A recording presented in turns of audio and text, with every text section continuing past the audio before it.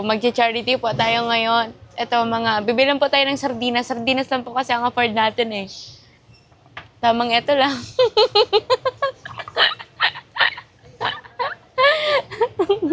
Joke lang, hindi pa nga po ako nakakatikim nito eh.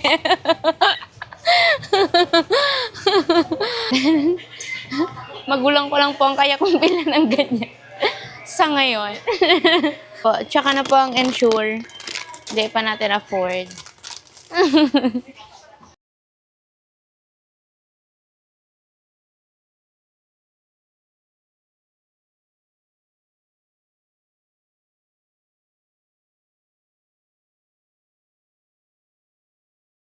Yan, good evening po. Andito po ako ngayon sa labas namin, sa labas ng Acacia. Good evening po, Ate Lisa. So, si Ate Lisa po guys, ang lumapit sa akin para dun sa senior na nangangailangan ng tulong natin. So, Ate Lisa, bakit mo po nilapit sa akin sila nanay? Gusto ko lang po na makahingi sa iyo ng tulong kasi sila wala ding trabaho. Nag-aasalin dito sa tindahan. Ang isa pa wala pang ang tindahan laman. Ubos ng tindahan nilang laman. Sabi ko, lalapit ako kay Medit para matabangan kayo. Para matulungan. Oo po. Tapos sabi sa akin, sige, ikaw malapit kay Medit, i-ano mo ako kay Medit, i-ranin mo ako kay Medit. Yun na to, nag-ano ako sa imo, nanghingi akong tulong sa iyo para matulungan lang sila. Bisag kunti, at least matulungan mo sila. Apo. Yan, sobrang bait po ni Ate Lisa, no? Lumapit siya sa akin, hindi para humingi ng tulong para sa kanya. Lumapit siya sa akin para humingi ng tulong para sa taong nangangailangan. So, yan, thank you so much sa paglapit sa akin, Ate Lisa. Ang tulong po ngayon is hindi naman po talaga galing sa akin kasi alam mo naman po, student pa lang naman ako. Tapos, ayan, may family din po ako. So, yan, andyan ang community ko na handang tumulong sa abot ng kanilang makakaya, sa abot ng aming makakaya. So, ang tumulong po ngayong gabi si Lola Mila. Lola Mila, thank you so much po sa ipinadala niyong tulong para ngayong araw. Kasi nung pag kinausap mo po ako, kinausap ko din siya agad na Lola Mila may lumapit po sa akin para humingi ng tulong, ganyan. Tapos hindi naman po siya nag-hesitate na magpadala agad para makatulong. So yan, papasok na po tayo sa bahay kung asaan yung dalawang senior para mapakita po natin yung kalagayan nila and para ma-interview na din natin sila.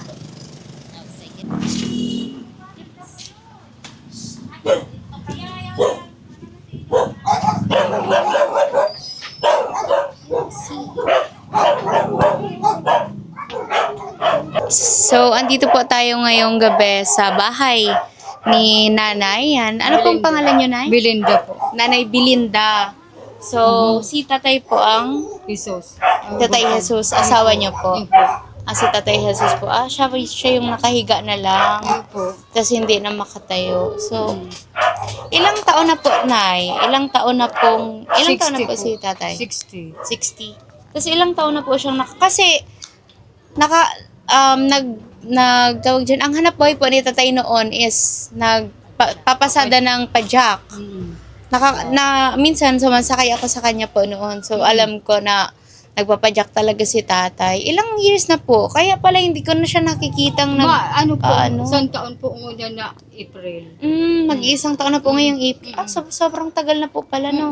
Isang taon na po siyang naka-bedridden na lang. Sa nung April, dalawang simanang sa BMC. Tapos yung gano'n niya na. Opo. Dahil na po nga nasusuportahan sa bulong ta. May di naman ko pwede magtrabaho ta. May ilang man ako. Dakula ang puso ko. Saka 61 naman ko. 61 ka na po. Yan na March. So yan, ang sinasabi po ni Nanay is hindi na daw siya pwedeng maghanap buhay din kasi 61 na siya tapos may sakit pa siya sa puso, malaki ang puso niya. So yun,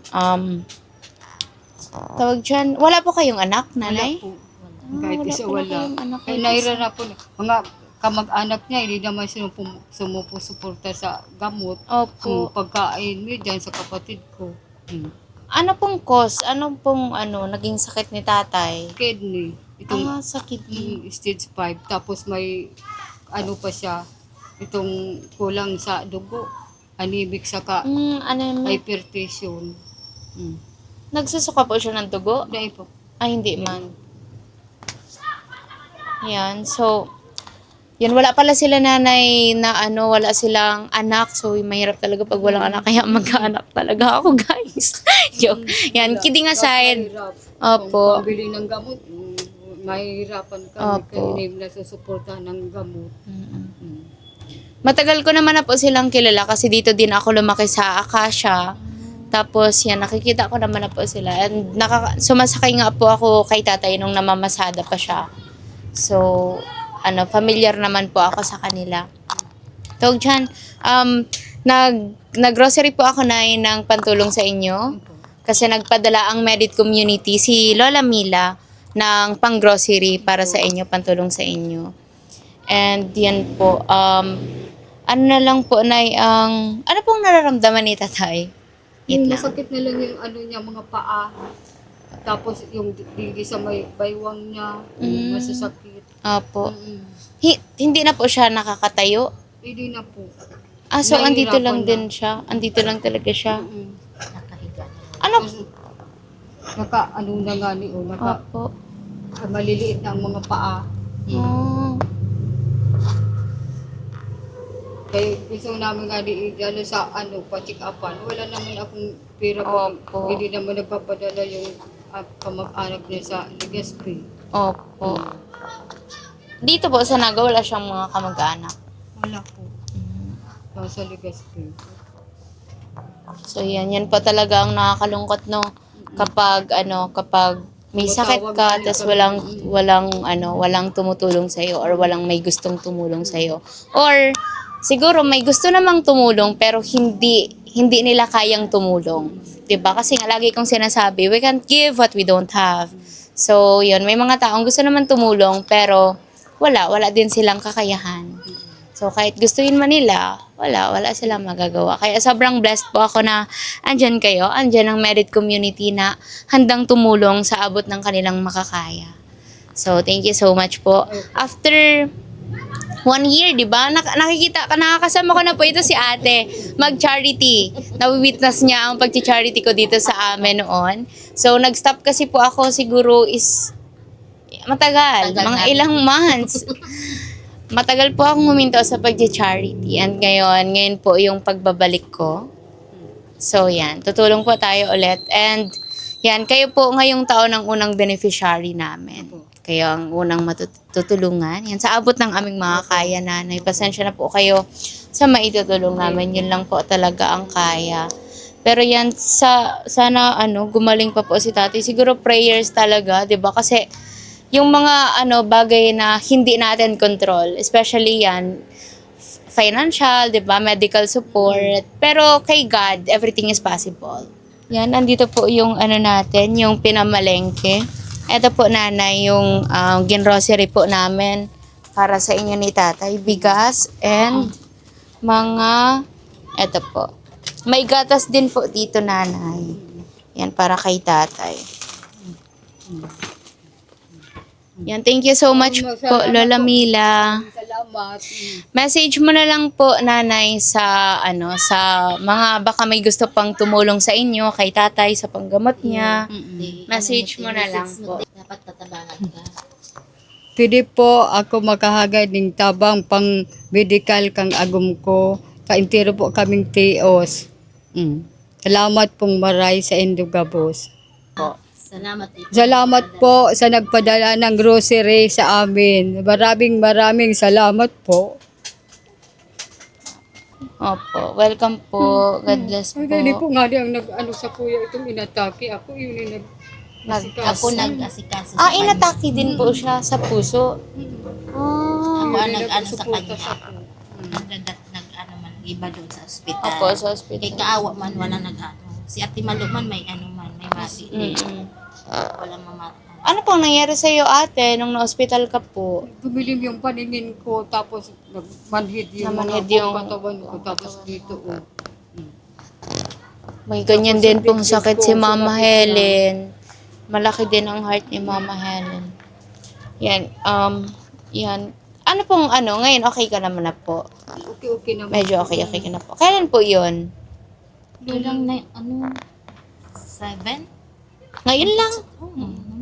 March 7 lang po. March Yun na yung unang kinausap mo ako, ate. Oo. Doon sabi ko sa imo, Ah, pwede ni magpatabang. Opo. Sabi ko. Umiyak nga ako. Naglapit ako sa'yo. Sabi ko, dapat matabangan mo man ang itong sila. Opo. Sabi ko, dapat makatabang si Midit. Opo. Ipagdasal ko sana makatabang sa kanila. Kaya wala talaga sila. Opo. Isa pa si Ate Malo. Ano man sa Ate Malo. Mm-mm. Isa man lang siya nagtatabang dito. Kaya kung mayo ni siguro, gadaan ako. So para Yun ang suportahan gano'n sa ako kanya. kayo ni. Kaya utang kong ano kayo sa Opo. inyo. Grabe. Si ate po pala ang nag-aasikaso and tumutulong talaga sa kanila. Like, alam mo yun, di ba? Ang pagtulong talaga, hindi naman talaga pera eh. Di ba? Katulad ni ate. Di ba? Walang makatabang. Oo. Tumutulong siya Kapwa ko. kahit walang perang involved. Or kung meron man pera, konti lang, di ba? Pero yung ano pa din, yung alam mo yun, yung tulong na walang hinihinging kapalit and tulong na galing talaga sa puso. Yun yung tulong na binibigay ni Ate Lisa. Kaya, thank you so much, Ate Lisa. God Salamat bless din you sa lagi. Ayan, tapos na po nating tulungan si nanay and si tatay sa loob. Ayan, Ate Lisa, kasama ko po ulit si Ate Lisa para magbigay ng message para sa Merit Community. Gusto ko lang po matabangan ulit sila habang buhay po ang pagtatabang, di kayo magsasawa. Isa pa po, wala din silang pamilya, mga anak. Gusto ko lang po matabangan sila. Totoo ako po nagtatabang sa kanila. Kung meron lang ako po, di ako naghagat kay Merit ang tabang. Okay po, salamat po. Yan, thank you so much, Ate Lisa. Yan. So, ayan. Tapos na po natin tulungan sila nanay. And, yan. Sobrang grateful po ako kay Ate Lisa na naisipan niya pa din talaga na lumapit sa atin para hingan sila nanay ng tulong. Kasi gustong-gusto niya po talaga matulungan sila nanay. Kaso, wala man po siya talagang kakayahan para tulungan sila financially. Ang kaya niya lang gawin is samahan sila sa ospital, ganyan-ganyan, or lumapit sa mga pwedeng makatulong kila nanay. So, yan. Sa Merit Communities, especially kay Lola Mila, thank you po sa opportunity. Thank you sa tiwala. And thank you sa support para makabalik ako sa pag-charity and sa pagko-content ko po. And sa Merit Community po, thank you po sa walang sawang pagmamahal at suporta sa akin. Yan, sa mga gusto pong tumulong pa din kila nanay and kay tatay, pwede po kayong mag-message sa akin. Yan. And kung may GCash po sila, hihingin ko po mamaya and yun po ang isi-send ko sa inyo. Yan. Thank you so much po mga kamedit. Thank you po sa lahat-lahat, sa pagmamahal sa akin, sa pagdamay, sa pagsuporta. God bless you all po. Ako po si Medit Basilonia aka Lacha Flan Girl na nagsasabing magpatuloy, magtiwala at manalangin. Kasi lahat naman ng sakripisyo, lahat ng pagod may mapupuntahan sa tamang panahon, hiraya, manawari. Thank you so much po!